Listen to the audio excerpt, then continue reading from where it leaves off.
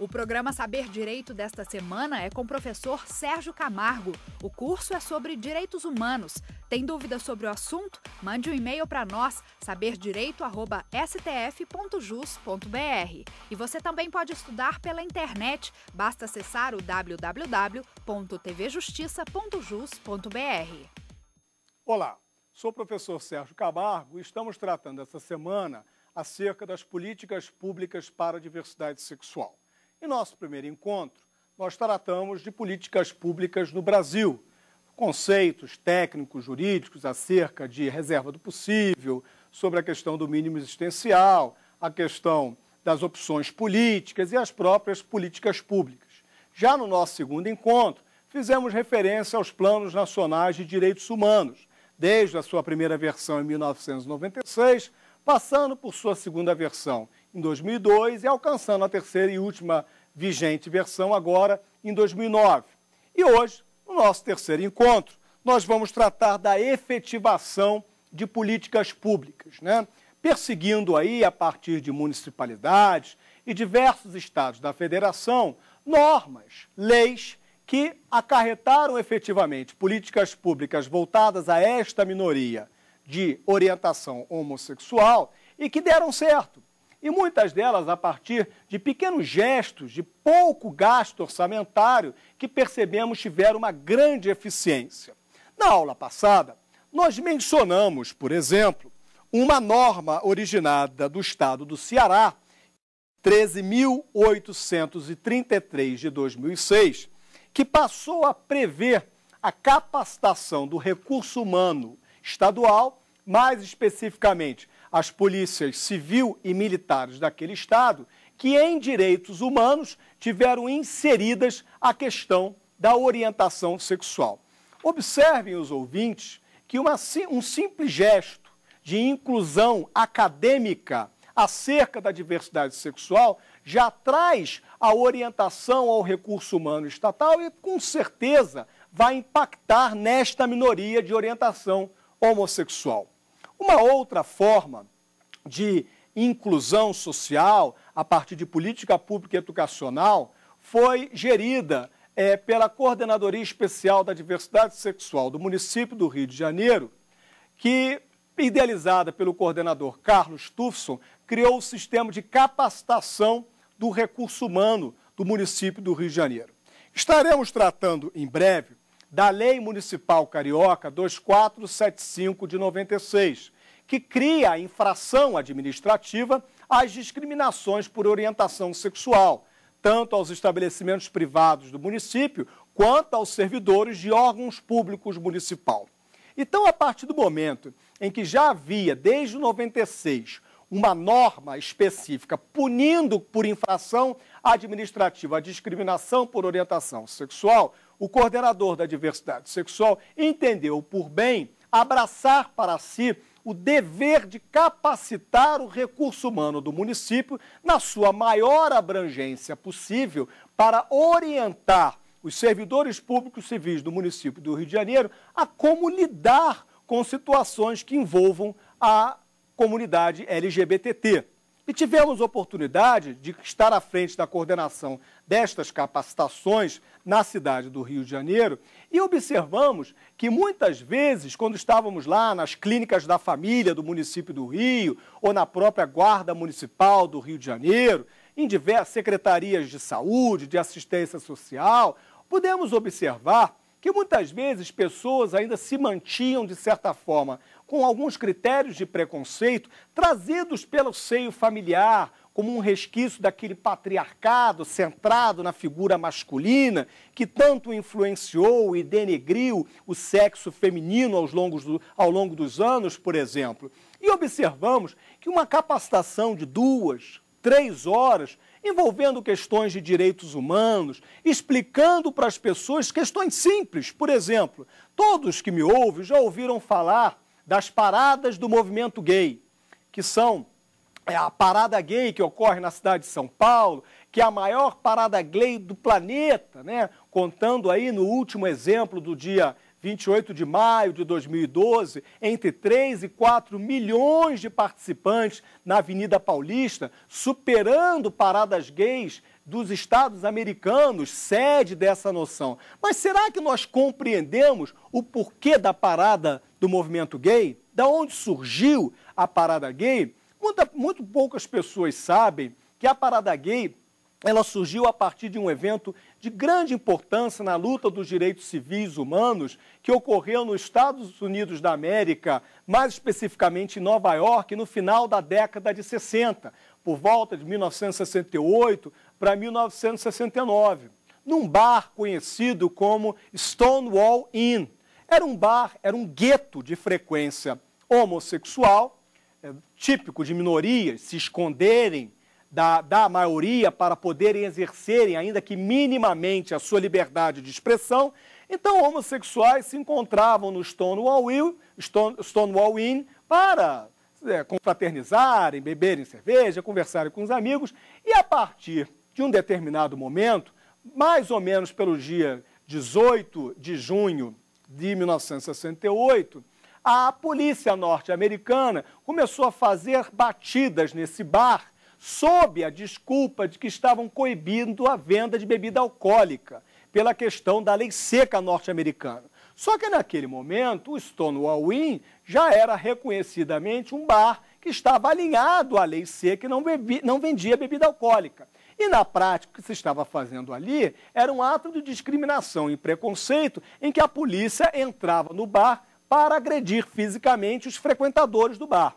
Isso, então, começou a acontecer com frequência naquela época, em 1968, e num dado dia, as travestis que frequentavam o bar se insurgiram face à polícia norte-americana. A polícia, então, voltou no dia seguinte com um contingente maior de policiais. E aí as travestis também se organizaram e um número maior de gays, transexuais e travestis enfrentaram a polícia norte-americana.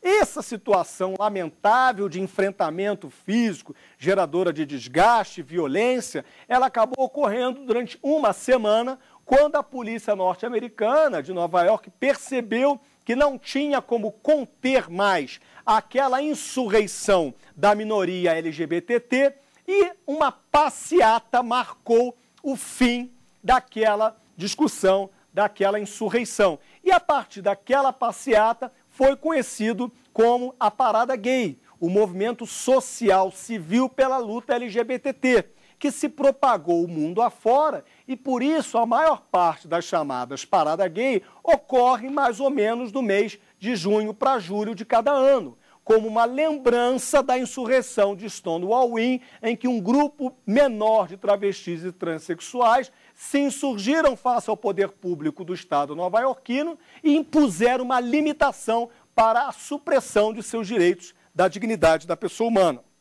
Então, nós observamos, e diretamente ligados a essa capacitação na cidade do Rio de Janeiro, que com um recurso muito baixo, um servidor comissionado como eu fiz diversas ou quase todas as capacitações pela Sedes Rio, na cidade do Rio de Janeiro, e fomos também, muitas vezes, requisitados por estabelecimentos comerciais que sofrem a infringência da Lei 2475 de 96, porque muitas vezes está lá o restaurante, aí tem um casal homoafetivo que troca de carícias, um dando beijinho no companheiro, dando beijinho no companheiro, ou a companheira abraçando a companheira, e um outro casal heteroafetivo se sente incomodado por todo aquele padrão patriarcado, do estereótipo da heteronormatividade que sempre foi acostumado e se sente indignado e pede para que o gerente tome alguma providência. E o gerente, não capacitado para lidar com aquela situação, de maneira desavisada, não preparado para lidar com aquela questão, ele às vezes pede para que o casal homossexual se retire do estabelecimento comercial, fazendo então inserir a Lei 2475 de 96, que cria então essa infração administrativa por discriminação pela orientação sexual, que vai desde uma simples advertência, passa pela multa, chega à suspensão da licença para o comércio continuar estabelecido e pode até cassar a licença para o estabelecimento comercial. Sensível a isso, o gabinete do prefeito, pela Coordenadoria Especial da Diversidade Sexual, não só promoveu capacitações para o seu recurso humano público, para os seus servidores, preparando-os para lidar com a comunidade LGBTT na cidade do Rio de Janeiro, como também foi requisitado pelo setor privado. O Sindrio, o Sindicato dos Comerciantes da cidade do Rio de Janeiro, diversas vezes nos requisitou para que fôssemos palestrar sobre direitos humanos voltados à dignidade da diversidade sexual, em restaurantes, em lojas, em hotéis, para orientar o setor privado como tratar a comunidade LGBTT de forma que não fizesse a falta de sensibilidade em tratar com esta minoria a incidir face a eles as penalidades da 2475. Conseguimos dessa forma perceber que foi uma política pública, continua sendo uma política pública fácil de ser feita, feita com muito pouco gasto de recurso estatal e que alcança resultados muito benévolos para a sociedade. Os servidores, eu percebi, conseguiam entender de forma mais natural que talvez aquilo que tenha sido passado a eles, gerações após gerações, pela mãe, pela avó, naquela noção do patriarcado que subjugou a mulher, que botou à margem homossexuais, não era talvez a melhor forma solidária de integração da população, da sociedade, diferentes, mas sim iguais, né? Que aquela diferença não era suficiente para que nós simplesmente segregássemos a comunidade LGBTT. Então percebemos que a lei do Estado do Ceará, como então a capacitação do recurso humano da cidade do Rio de Janeiro, resultou em eficazes benefícios para a população como um todo, com gasto de recurso financeiro bastante baixo, né? Também falamos na aula passada do decreto 55.588 do Estado de São Paulo, que foi editado pelo Executivo Regional no dia 17 de março de 2010. O decreto 55588, ele trata do chamado nome social de travestis e transexuais. Um grande avanço que também tanto a cidade do Rio de Janeiro como o Estado do Rio de Janeiro já normatizaram nesse sentido, em que os travestis e transexuais passam a ter direito de ser identificados pelo seu nome social. Então, o exemplo que eu dei na aula passada, da travesti que se dirige a um estabelecimento público de saúde para buscar um atendimento ambulatorial e, na hora de ser chamada para o atendimento, persiste a servidora em identificá-la pela sua denominação masculina, fazendo com que aquela travesti de orientação de gênero feminino deixe o estabelecimento de saúde sem ser tratada, gerando então um incremento na sua deficiência de saúde, fazendo com que ela retorne ao hospital em situação muito mais perigosa, acarretando então de fato um gasto de recurso orçamentário ainda maior para tratá-la, não ocasionasse. Agora, na cidade de São Paulo, na cidade do Rio de Janeiro, a travesti vai preencher o formulário de atendimento e tem lá um campo, nome social, e ela vai se identificar pela denominação de gênero feminina que lhe entender. Então vai se identificar como Tatiana, como Dayana, e vai ter um campo identificado como sigilo, como nome de nascituro. Então ela bota o nome social, Tatiana, e coloca o nome do nascituro ali, aquele que consta da sua certidão de nascimento, aquele que consta da sua identidade. E tendo sido capacitado o recurso humano carioca, a servidora ou o servidor se estão ali compelidos e obrigados a identificarem aquela pessoa pela sua orientação de gênero feminino, esvaziando o efeito dominó da falta de atendimento ambulatorial.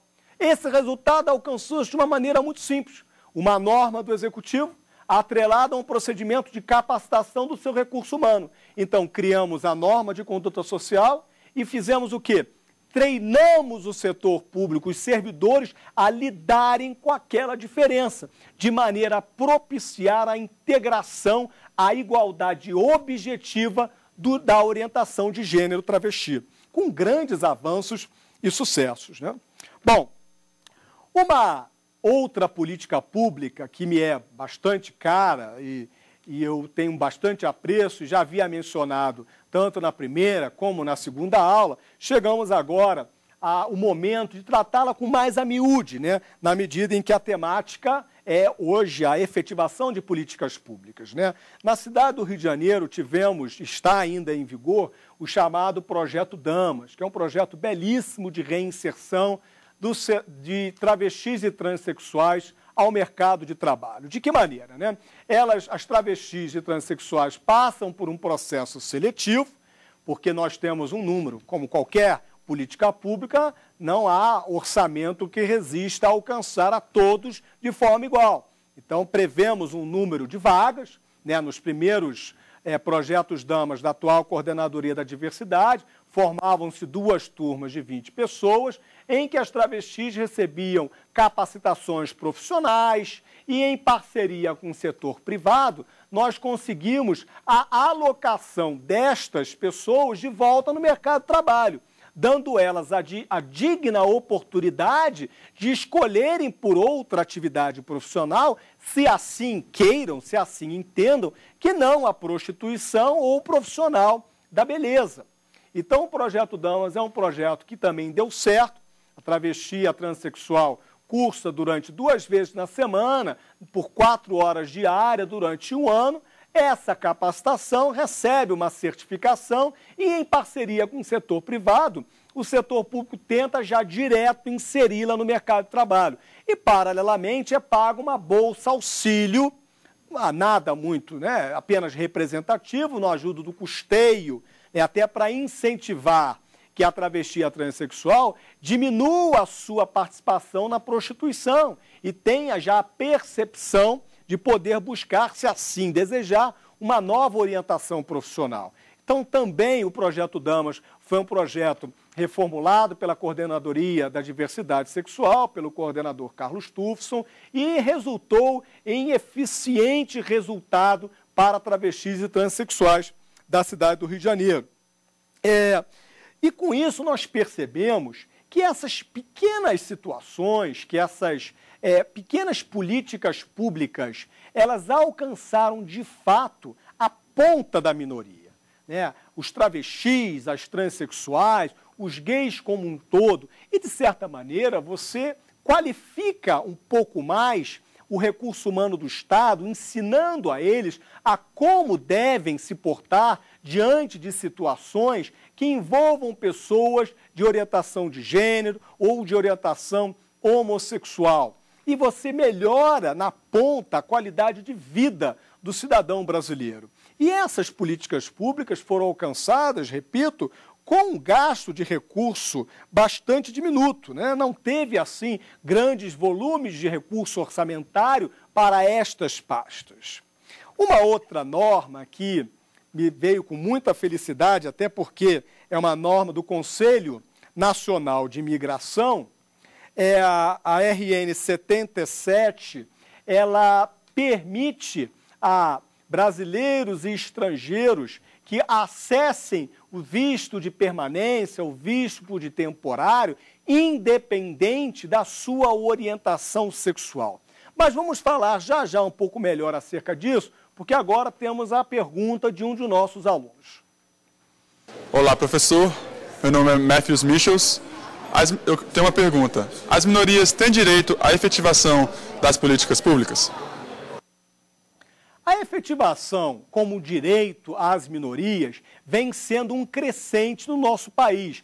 Não simplesmente a efetivação por minorias, mas a efetivação por políticas públicas.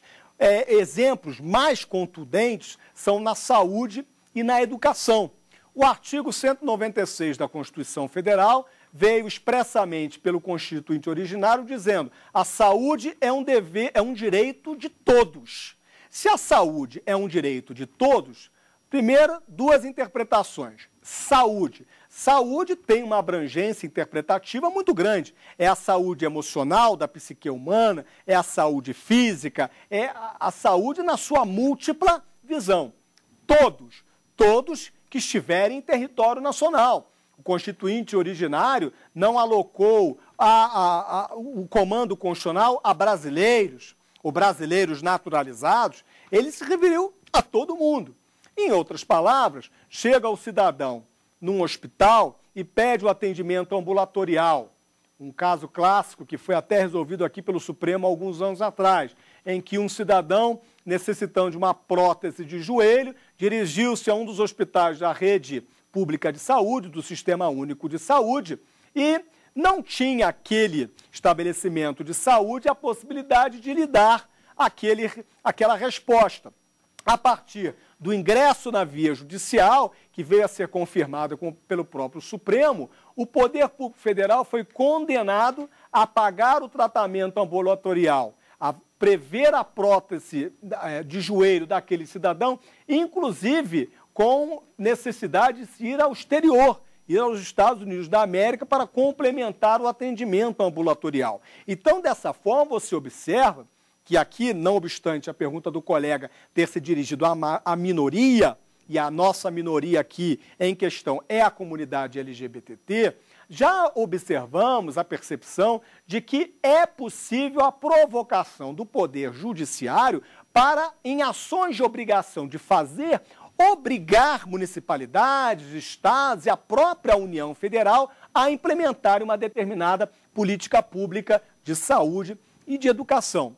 Quando nós tratamos, na primeira aula, da transcendência que os direitos humanos fazem operar dentro de um sistema jurídico, em outras palavras, os princípios da dignidade da pessoa humana, eles traduzem, obviamente, a noção externa, uma conceituação, uma concepção universal de direitos humanos que passa a ingressar naquele ordenamento jurídico. No nosso caso, que somos do sistema positivado, romanista da regra escrita, observamos com grande monta os princípios fundamentais da dignidade humana no artigo 5º, em seus 78 incisos da Constituição Federal.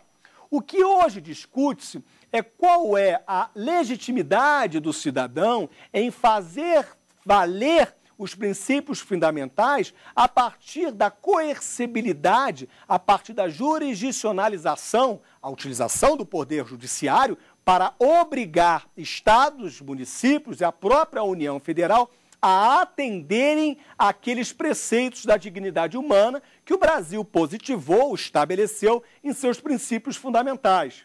E cresce cada vez mais a compreensão de doutrinadores, de pensadores do direito, dos próprios dos agentes que entregam a tutela jurisdicional, dos magistrados, de que cada vez mais existe uma área de atuação dos estándares, daqueles padrões, daquele mínimo existencial necessário à dignidade da pessoa humana, que deve observar o poder público, sob pena de falência do princípio da dignidade humana e, consequentemente, da própria democracia.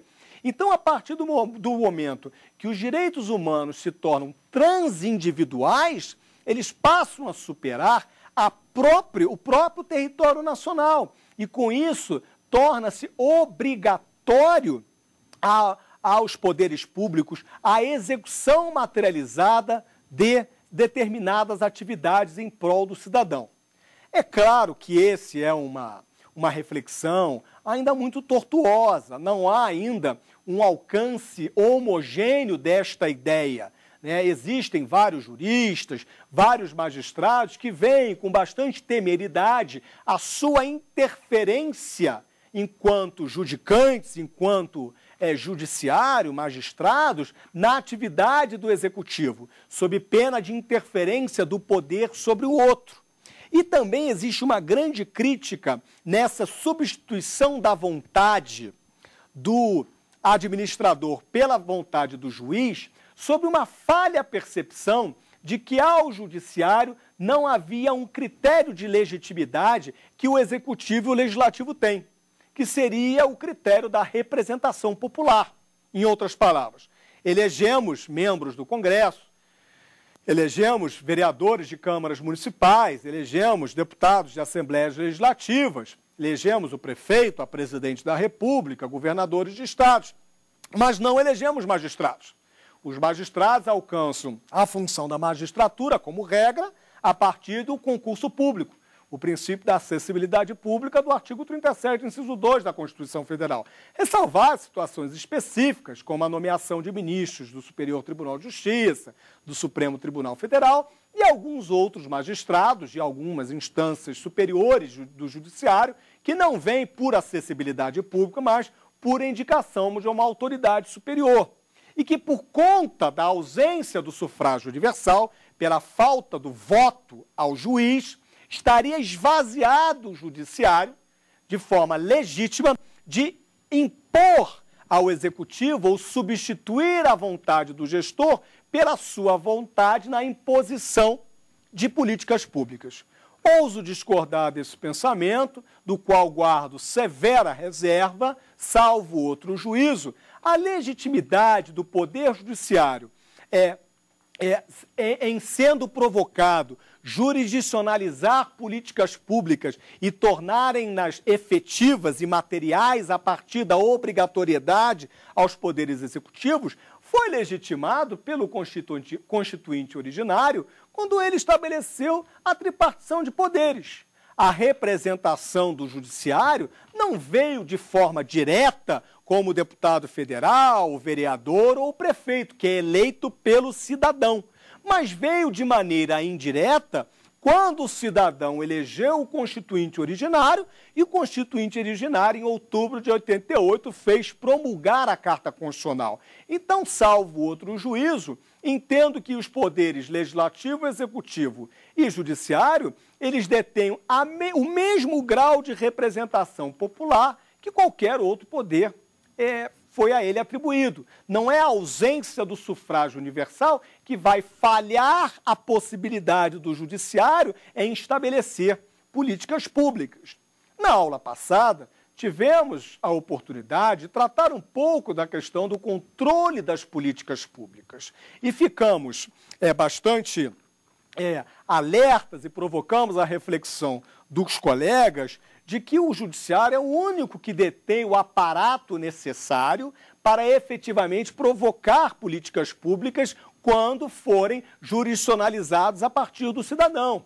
Não podemos simplesmente ficar à espera da mera vontade política de legisladores e chefes de executivo que muitas vezes, por opções, decisões políticas autônomas e independentes e muitas vezes desatreladas dos estándares, dos parâmetros pré-estabelecidos por movimentos internacionais de direitos humanos, fazem aquilo que individualmente entendem ser o melhor para a sociedade, afastando-se cada vez mais de princípios da dignidade da pessoa humana que são esperados pela maior parte da população brasileira.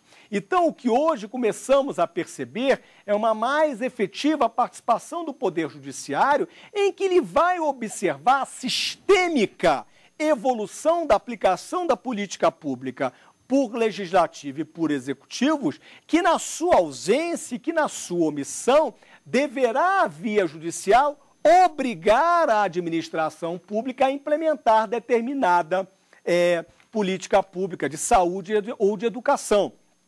O que hoje muitas vezes assistimos, e é um caminho progressivo, é o judiciário condenando pagar escola, o judiciário condenando pagar tratamento ambulatorial de saúde, e que muitas vezes esta maneira de interferência, de controle, ela passa a acarretar um gasto financeiro muito maior do orçamento público. Porque se o cidadão fosse lá no hospital público fazer a hemodiálise, que aquele hospital propicia ao seu cidadão, teria um custo X. Na medida em que, por qualquer razão, o hospital não tem a possibilidade de propiciar aquele serviço ambulatorial, fazendo com que o cidadão, então, se valha da via judicial e o judiciário obrigue ao poder público a custeá-lo no próprio setor privado, nós percebemos que o custo orçamentário aumenta. Então, aquele valor que o poder público conseguiria alcançar, vamos a título de exemplo, por 10, quando vai para o setor privado, que tem fim lucrativo, basta custar 20. E é um raciocínio equivocado, mas espera aí, Pô, então o judiciário se meteu, fez o controle e custou muito mais caro do que custaria. É verdade, mas isso é uma sinalização do Poder Judiciário de não interferência. Ele está dizendo ao Executivo, olha, eu não vou te obrigar a construir hospital ainda não. Eu não vou te obrigar a você ter um sistema ambulatorial nesse sentido ou naquele, porque a estas decisões cabe a você, gestor, de forma autônoma, optar. Mas olha só, se você não garantir o standard mínimo, o padrão mínimo de saúde e de educação, eu vou mandar você pagar no setor privado e vai ser muito mais caro. Isso, na verdade, se traduz, entre aspas, numa punição socioeducativa. É o judiciário demonstrando, ó, eu estou sinalizando a você, constrói o hospital para melhorar o seu atendimento ambulatorial, constrói a escola para você incrementar o serviço social de educação. Enquanto você não faz isso, eu vou mandar você pagar a escola no setor privado, vai custar mais caro. Então, aquele recurso que reverteria de forma muito mais econômica e produtiva para mais pessoas, você está alocando para cumprir a determinação judicial. É exatamente a postura de não interferência do Poder Judiciário. O medo que alguns juristas têm da retomada da chamada Judicial Review, que os Estados Unidos da América vivenciou algumas décadas atrás, em que a Suprema Corte americana se tornou a grande controladora dos atos do Executivo, gerando a pior forma de ditadura que um país pode vivenciar, que é uma ditadura jurídica, ela não está e nunca passou pela percepção do judiciário brasileiro. O judiciário brasileiro tem tido um equilíbrio bastante claro. A Suprema Corte brasileira, não obstante a emenda constitucional 45 de 8 de dezembro de 2004, que criou a ele o verbete da súmula vinculante, que poderia, se mal utilizado, criar um sistema ditatorial do judiciário perante os outros poderes, até o momento não aconteceu. De 2004 para cá, passaram-se 9 anos. Poucos verbetes da súmula do Supremo Tribunal Federal vinculam as administrações públicas brasileiras. Eu vejo que os ministros da Suprema Corte Brasileira mantêm, sim, uma extrema cautela quando verbatizam seus verbetes de súmula vinculante, que vinculam a todas as administrações públicas brasileiras. Então, você querer inibir o controle judicial de políticas públicas pelo Poder Judiciário sob a desculpa de que teme uma ditadura jurídica, eu não vejo sinalizações ou tendências do judiciário brasileiro neste caminho. Existe uma percepção que deve ser traçada a partir de uma linha divisória que tentamos estabelecer nos primeiros e segundo encontros dessa dinâmica traçada sobre as políticas públicas para a diversidade. Qual é o limite que separa os padrões chamados standards daquilo que entendemos como meras opções políticas? Porque se você não criar um efetivo mecanismo de participação popular nas tomadas de decisões políticas, cerne da democracia, cerne de um Estado democrático, em que é dada à população a possibilidade de jurisdicionalizar a exigência de políticas públicas que estão perdendo campo, que estão perdendo a sua abrangência por meras opções políticas, estaremos a incentivar a imposição da maioria sobre a minoria. E aí retornamos à ditadura da maioria sobre a minoria, que de fato não espelha um sistema democrático. Então, voltamos a um sistema arbitrário. É na figura do Poder Judiciário que devemos jurisdicionalizar os estándares, os padrões, para que alcancemos as políticas públicas que deveriam já ter sido a longa data implementadas desde a promulgação da Carta de 88 e até momento não aconteceram. Quero eu crer que faremos esse ano, em outubro de 2013, 25 anos da promulgação da Carta Constitucional. Já deu tempo hábil para administrações públicas iniciarem em direção a maior parte das políticas públicas constitucionais. Mas o que percebemos hoje em dia é que falha essa percepção, percebemos que muitas políticas públicas, muitos estándares não foram alcançados porque estão a ceder a opções políticas do gestor momentâneo, que não vão de encontro aos anseios sociais da população como um todo, que se esbarram e enfrentam os estándares e esquecem o mínimo nuclear que precisamos alcançar para desenvolver à sociedade brasileira. Como nós havíamos traçado, existem pequenas atividades de gestão pública que são facilmente incrementadoras de políticas públicas. Falamos aí do projeto Damas, falamos da capacitação do setor público e do próprio setor privado, que são atividades de custo orçamentário bastante baixo, que alcançam um resultado bastante eficiente, e eu pude perceber no caso concreto, tanto no setor privado e até mais no setor público, que a experiência após as capacitações faziam com que os servidores se sentissem muito mais à vontade no trato com aquela situação que a ignorância os cegava. Então, se municipalidades, se prefeitos, secretários de município e estado assistirem a essas aulas que estamos a ministrar, muito mais na tentativa de uma reflexão, percebam e entendam que pequenos gestos e gestos baratos podem acarretar uma felicidade social muito grande. Vamos agora ouvir a pergunta de um dos nossos colegas ali na rua. Olá, professor. Meu nome é Bruno Medeiros e minha dúvida é: qual o papel do legislativo em sua aplicação?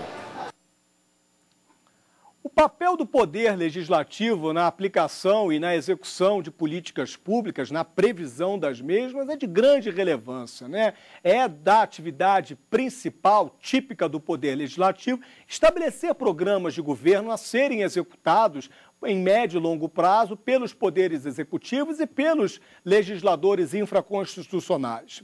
Nós tivemos aí uma grande revolução a partir da Carta Constitucional de 1988, que eu tenho certeza que vários colegas juristas do meio acadêmico entendem a Constituição de 88 como um dos mais fortes documentos jurídicos já criados, já promulgados na história brasileira. É uma carta de muitas intenções, são 250 artigos ali que prevêem diversos programas de governo a serem alcançados, que revolucionaram e, de certa maneira, fizeram-nos desprender dos sistemas ditatoriais que vivemos anteriormente. Nosso país foi palco de diversos momentos de sistemas autoritários, desde nossa descoberta a partir da monarquia portuguesa, a monarquia brasileira, uma proclamação da República bastante mal contada a partir da libertação dos escravos em 1888 pela princesa Isabel, em que fez com que a burguesia brasileira se insurgisse, pressionando os militares à época, um ano após, em 1889, na figura de Deodoro da Fonseca. E abro um parênteses, que Deodoro da Fonseca era um dos melhores amigos de Dom Pedro II, foi ele que fez a transição do seu exílio e a manutenção da princesa Isabel como regente, mas já não tinha mais como sustentar a monarquia após a libertação dos escravos, em que traduziu a demanda de se pagar salários, e aí veio uma república que era altamente monárquica. Então nós tivemos um presidencialismo monárquico, militar, autoritário, a era Vargas, quer dizer, o país aí que tem 513 anos de descoberta, nós não temos nem 50 anos de democracia, temos as 24 anos da Carta vigência e períodos entre ditaduras, quer dizer, a consolidação de um Estado democrático e de direito vai demorar pelo menos mais um século. Então precisamos focar a energia orçamentária de nosso país para, primariamente, atender os estándares.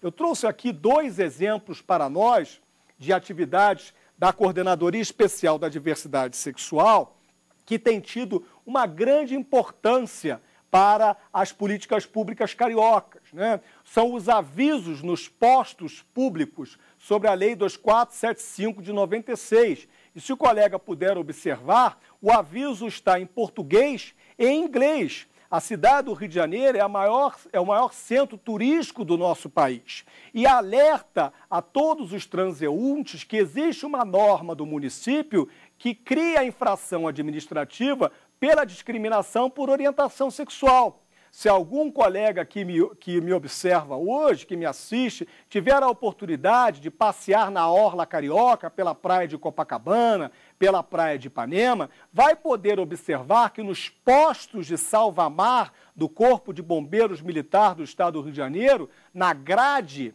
que protege aquele órgão terá essa placa fixada na língua inglesa e na língua portuguesa. Quer dizer, é uma política pública de orientação populacional barata, simples, que informa ao cidadão sobre aquela conduta não desejada ao organismo social. As capacitações também da Coordenadoria da Diversidade fizeram criar o selo, o certificado do chamado Rio Sem Preconceito. Então, todo o órgão privado, estabelecimento comercial, que passe pela capacitação, em que há uma palestra em direitos humanos voltada à integração à diversidade sexual, ninguém faz prova, não é para eu avaliar a percepção do estudante, daquele que recebe a capacitação, do que ele aprendeu. A mera participação do estabelecimento comercial na capacitação faz com que ele ganhe o selo, o certificado do Rio Sem Preconceito, o que vai informar a todos que sejam de orientação homossexual que aquele estabelecimento comercial passou pela capacitação e tem condições de poder atender ao público LGBT. Naquela situação que eu exemplifiquei a vocês, do restaurante, em que o casal heteroafetivo se sente incomodado com o casal homoafetivo em trocas de carícia, em troca de afeto, em que o casal heteroafetivo chama o gerente e pede para que expulse o casal homoafetivo, se o gerente se portar dessa maneira e expulsar o casal gay do estabelecimento, ele poderá sofrer as punições da Lei 2475, porque ele ali incentivou, enquanto estabelecimento comercial, a consecução de uma infração administrativa discriminatória.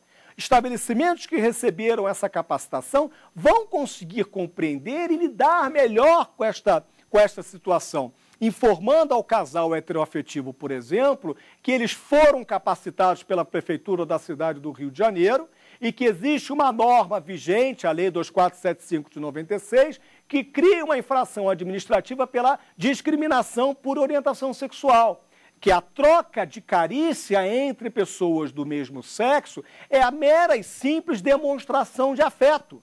Afeto que o próprio casal heteroafetivo pode também estar ali a trocar e que não legitima o estabelecimento comercial a pedir que a pessoa se retire do estabelecimento comercial. Então, de certa maneira, o poder público preocupou-se com o setor privado, efetivou uma política pública objetiva à dignidade humana, auxiliou o setor privado. E observe, a intenção aqui não era criar mais um mecanismo de punir o setor privado e, pela via reflexa, incrementar a partir da multa a arrecadação tributária. Porque, como eu havia alertado aos que me ouvem, a Lei 2475 ela prevê da advertência até a cassação da licença para comerciar e passa pela sanção da multa, que pode chegar a 3.000 e poucos reais. A intenção da Coordenadoria da Diversidade nunca foi impor ao setor privado a multa para reverter em verba orçamentária, mas, pelo contrário, nós vivemos a égide da Lei 11.079, que prevê as parcerias público-privado. Não tem mais como o Estado, com o agigantamento populacional, o tamanho da estrutura estatal, viver hermeticamente fechado sem a parceria com o setor privado. Então, diante dessa visão, diante dessa preocupação, o setor público deve aparelhar-se ao setor privado para com ele caminhar e orientá-lo em como cumprir aquela lei, como evitar a discriminação. E estabelecimentos comerciais que, num primeiro momento, foram lá atingidos pela Lei 2475, advertidos sobre infrações, situações de discriminação, passaram a se tornar parceiros da coordenadoria, ajudando, por exemplo, no projeto Damas, quando da empregabilidade das que passaram pelo projeto estavam buscando emprego. Quer dizer, essa forma simples, essa maneira barata de você implementar uma política pública, não só alcançou a ponta da minoria, o cidadão LGBT, como trouxe o setor privado como um parceiro do setor público. E dessa maneira, setor público e setor privado conseguem caminhar no sentido de progressão do desenvolvimento da sociedade. Que é isso que nós pretendemos e é isso que é o mais importante para hoje conquistarmos, né? Para nós começarmos a encerrar, temos que compreender que essas políticas públicas que eu mencionei, e peço vênia aos colegas que me assistem de outros estados da federação e de outras municipalidades, é porque antes de me preparar para as aulas, busquei aí pela internet, em órgãos públicos de outros estados, alguns exemplos que eu pudesse não dar aulas só sobre política pública da cidade do Rio de Janeiro.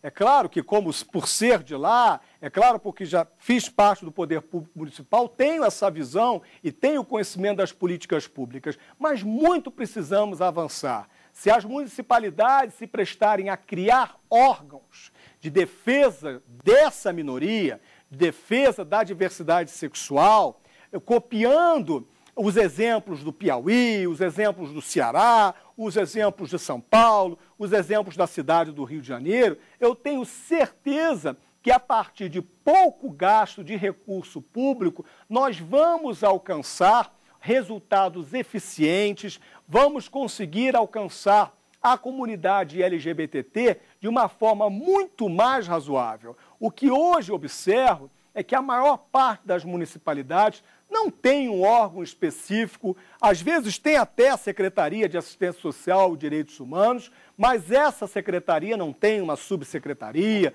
não tem uma superintendência, não tem nenhum órgão hierarquicamente inferior ligado a ele que possa, de maneira específica, tratar dessa questão. E aí, obviamente, nós assoberbamos, em regra, a Secretaria de Saúde, a Secretaria de Segurança Pública, a Secretaria de Assistência Social, com uma parcela de minoria, com uma parcela da população que já tem um quantitativo suficiente que demande a criação específica de um órgão que atenda aos seus anseios. Porque se não conseguirmos implementar as premissas que tratamos na aula anterior, do Plano Nacional de Direitos Humanos de número 3, de 2009, não há democracia que consiga avançar. A consolidação desse Estado democrático de direito é algo novo para a sociedade brasileira, é algo que a gente está aí há 25 anos tentando a implementação, não vai ser da noite para o dia, né? O princípio fundamental da publicidade que surgiu na Carta Constitucional de 88.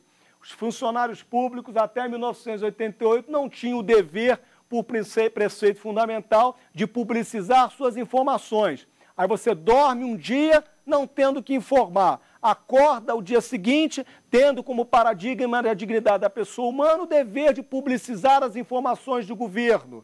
E isso traduziu um avanço imediato? Por certo que não. Essa acomodação no seio brasileiro, essa acomodação no seio social demanda tempo, demanda digestão. Mas essa digestão, ela só vai surgir a partir de poderes públicos conscientes que implementem políticas públicas que, reitero, que não têm altos gastos orçamentários, mas que geram resultados muito benevolentes à sociedade e a grande sensação de reequilíbrio das minorias. Pessoal, vamos então encerrar o encontro de hoje concluindo que as políticas públicas à diversidade ainda são esparsas e com pouco alcance no universo LGBT no Brasil inteiro. Mas eu entendo que o novo milênio será o palco desta última minoria, a última minoria que ainda é violentamente agredida na sua dignidade, na sua ideologia cultural, na sua liberdade de expressão sexual.